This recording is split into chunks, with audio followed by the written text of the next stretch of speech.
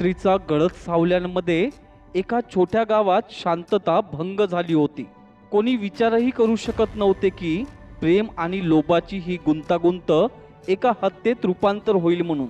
गुप्तधन मिळवण्याच्या नादात प्रेम झालं आणि मग त्या प्रेमाच्या नात्याचे रूपांतर झाले एका खुनात. नेमकं काय घडलं या घटनेत आणि या रहस्यमय घटनेचे नेमके सत्य काय आहे? चला तर मित्रांनो, या घटनेला विस्तृतमध्ये जाणून घेऊयात. पण तत्पूर्वी मित्रांनो, तुम्ही आमच्या क्राईम स्टोरी गुरुजी या चॅनलला अजूनही सबस्क्राईब केलं नसेल तर आत्ताच सबस्क्राईब करा आणि बेल आयकॉन दाबायला विसरू नका. महाराष्ट्रातील चंद्रपूर जिल्ह्यातील हिरापूर हे गाव हिरव्यागार शेतांनी वेढलेलं शांत, साधं आणि सरळ आयुष्य जगणारं गाव. इथे लोक दिवसभर शेतीत राबायचे, रात्री अंगणात गप्पा मारत बसायचे. पण या गावच्या शांततेचा आड एक काळं रहस्य दडलं होतं. गावाचा मध्यभागी शांताराम पाटील यांचा वाडा होता. वडिलोपार्जित शेती आणि गावाची पाटीलकी हाच त्यांचा मुख्य कामधंदा होता. शांताराम हे पत्नी सुमन वय 47 वर्ष आणि मुलगी काव्या वय 21 वर्षे यांच्यासोबत त्या वाड्यात राहत होते. लोकांचा समज होता की शांतारामच्या वाड्यामध्ये गुप्तधन दडलेलं आहे आणि लोकांमध्ये भीतीसुद्धा होती की तो वाडा भुताटकी आहे म्हणून. रात्री तिथून अजब आवाज यायचे, पण गावातल्या तरुणांना ते फक्त अफवा वाटायचं. शांतारामच्या वाड्यातील गुप्तधन हे गावकऱ्यांचा नेहमी चर्चेचा विषय असायचा. पण काही दिवसांनी त्याच वाड्यामध्ये असं काही घडलं की ते पाहून त्यावर गावकऱ्यांचाही विश्वासच बसला नाही.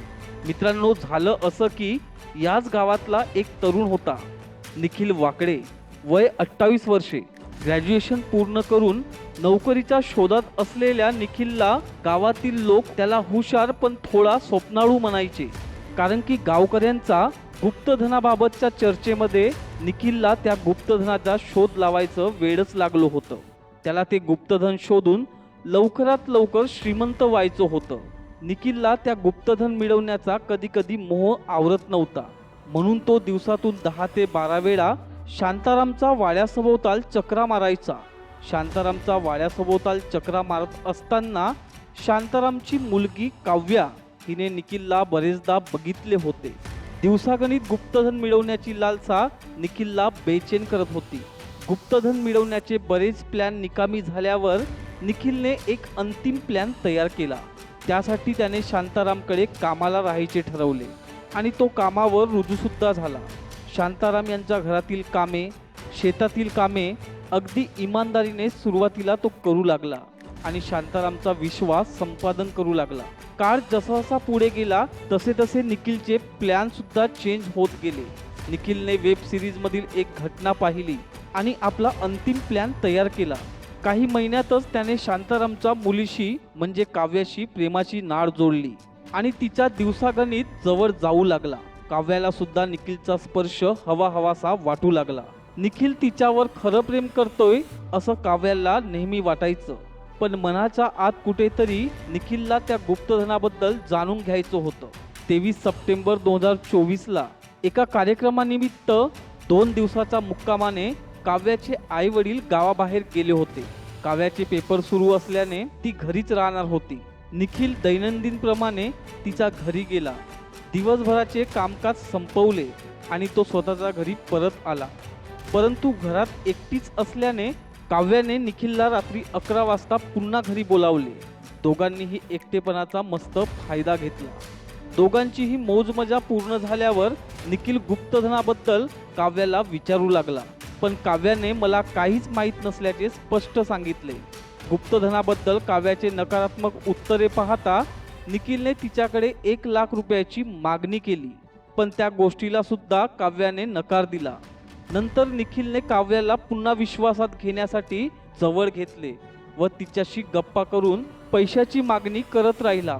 आणि त्याच वेळी निखिलचा मोबाईलवर एक मेसेज आला.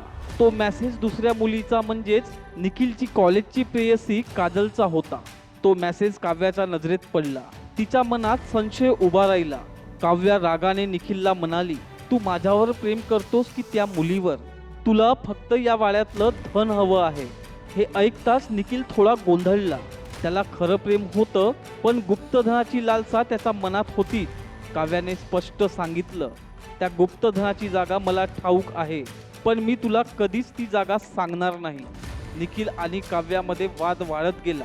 प्रेमातला गोडवा कटुतेत बदलला आणि काही क्षणातच सगळं बदललं. दुसऱ्या दिवशी सकाळी संपूर्ण गाव हादरलं. गावकऱ्यांनी पोलिसांना खबर केली. पोलीस काव्याच्या घरी आले. बेडरूममध्ये काव्याचा मृतदेह शांततेत पडला होता, पण निखिल मात्र तिथून पसार झाला होता.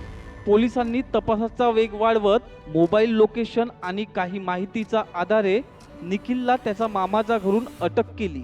निखिलच्या जबाबानंतर हत्येचे मूळ कारण ऐकून सर्वांनाच धक्का बसला. निखिलने सांगितले की गेल्या 7 महिन्यापासून त्याचे काव्याशी संबंध जुळले होते.